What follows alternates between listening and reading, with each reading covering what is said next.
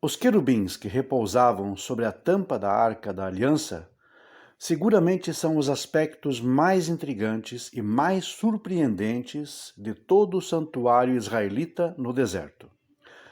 Mas qual era a sua função e o que eram eles? A Torá os descreve em detalhes. Êxodo 25, 18 a 20. Farás também 2 querubins de ouro batido os farás, nas 2 extremidades da tampa da arca. Farás um querubim na extremidade de uma parte e outro querubim na outra extremidade. De uma só peça, com a tampa da arca, fareis os querubins nas 2 extremidades. Os querubins estenderão as suas asas por cima, cobrindo com elas a tampa da arca. As faces deles, uma defronte da outra, as faces dos querubins estarão voltadas para a tampa da arca. De acordo com essa descrição, os querubins tinham rostos e asas, e Deus falava por entre eles. O que eles representam?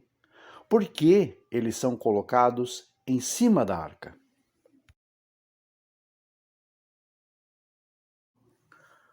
O Talmud oferece várias interpretações do simbolismo dos querubins. No tratado Hagigá 13b e em Sukkah 5b, os sábios conectam o rosto dos querubins com o de uma criança. Esta interpretação é comum também no mundo ocidental. O que é um querubim? Keruv. O Rabi Abahu disse, é como uma criança, que em aramaico é keravia, pois no aramaico babilônico, uma criança é chamada de ravia. Rav Papa perguntou a Abaye, mas como você pode ler o versículo de Ezequiel 10:14? Um rosto era como um querubim e outro como uma pessoa. Não é o rosto de um querubim e o rosto humano a mesma coisa? Abaye respondeu, um se refere ao rosto de um adulto e o outro ao de uma criança. De acordo com o rabino Abaú, os querubins tinham um rosto de criança. Ele baseia isso em um jogo de palavras entre o hebraico keruv e o aramaico ruvia ou rávia, utilizando a preposição que significa igual ou semelhante a fim de compensar a primeira letra ausente. Esta sugestão é claramente uma etimologia midrástica. Ibn Ezra, em Êxodo 25:18, já notou que a letra Kaf é parte da raiz da palavra. Embora sugerindo um significado para o termo, Rabi Abaú não sugere um significado para a imagem. Por que essas crianças aladas deveriam sentar-se no topo da arca? Bem, o Talmud, no tratado Yoma 54a, discute o que os querubins representam, em vez da sua aparência. Rav Katina disse, quando os israelitas iam ao templo para a solenidade, puxava-se a cortina do santuário para eles, e assim eles viam os querubins, cujas asas abertas se tocavam. E os sacerdotes diziam a eles, eis que o amor de vocês diante de Deus é como o amor de um homem para com uma mulher. Rav Katina explica o simbolismo das asas dos querubins se tocando. Isso representa o amor e deve trazer à mente o amor de Deus por Israel. O que o Rav Katina não explica é como o amor de 2 criaturas exatamente iguais poderia representar a relação entre Deus e Israel. Esta interpretação provavelmente reflete uma conexão midrástica entre a frase estendendo asas, Parshei Knafaim, usada em Êxodo 25:20, para descrever os querubins, e a frase idêntica em Ezequiel 16:8 e Ruth 3:9, que mostra um homem estendendo o seu manto sobre uma mulher. Os Meforshim, que são os comentaristas tradicionais, em Êxodo 25:18, oferecem várias interpretações possíveis do termo, como veremos a seguir. Bebês. Urashi endossa a posição do Talmud de que os querubins têm rostos de bebês, de crianças. Um casal. O Rabi Bachya Ben Asher e o Rabi Moshe Alshich, oferecendo uma versão modificada da declaração de Rav Katina, sugerem que um era do sexo masculino e outro do sexo feminino. Símbolo da procriação. Alshich acrescenta que o significado deste símbolo está relacionado à mitzvah de procriar. Formas assustadoras. Já Ibn Ezra sugere que a palavra keruv significa apenas forma, e que a Torá não nos diz aqui qual é a forma, exceto que eles têm asas. Em Gênesis 3:24, ao descrever os querubins que foram colocados na entrada do Éden para bloquear o caminho, Ibn Ezra diz ali que os querubins eram imagens assustadoras. Surot Mafhidot. Animais sagrados.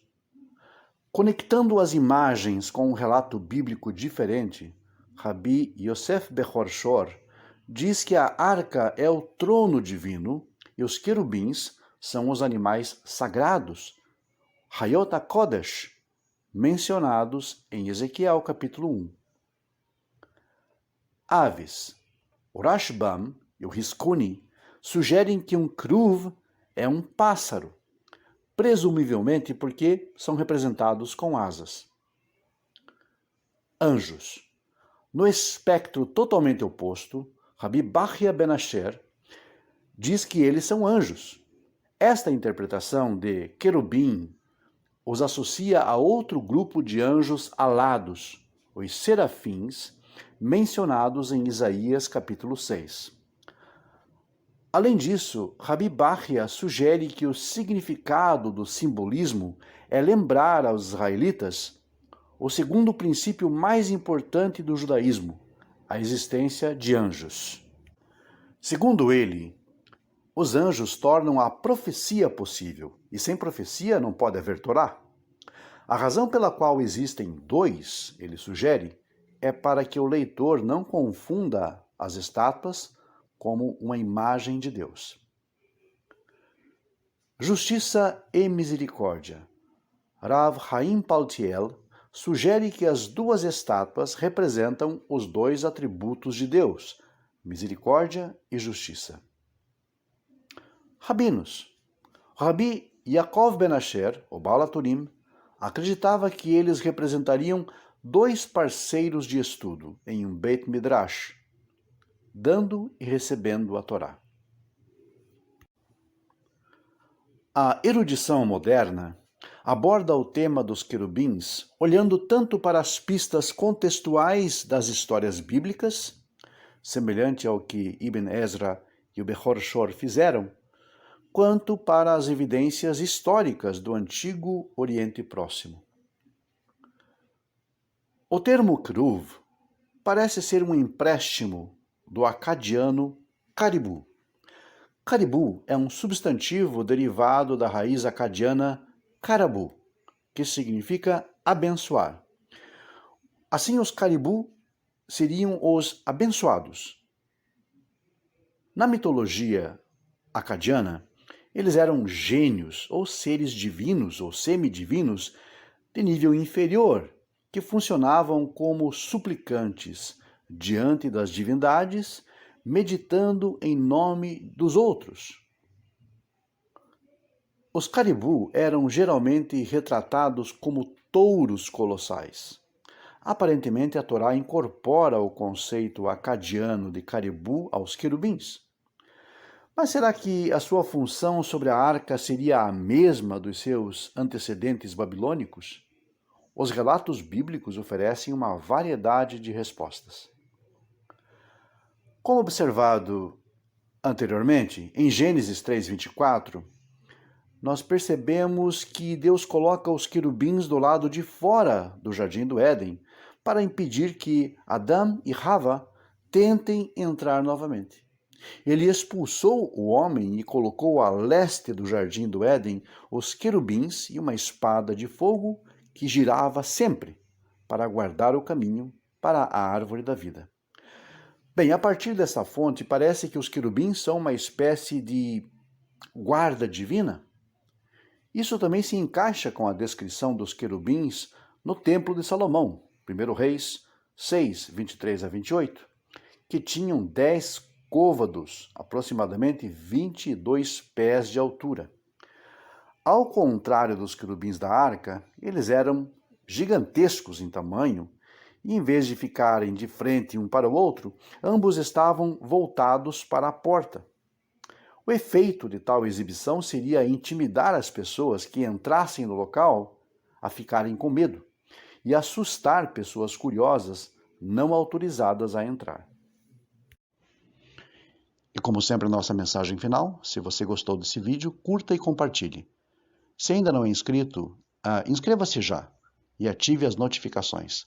No canal Monoteísmo Racionalista, teremos sempre estudos da Torá, da Parashá, vídeos sobre temas polêmicos e também muito conhecimento da língua hebraica. Fique conosco e até o próximo vídeo.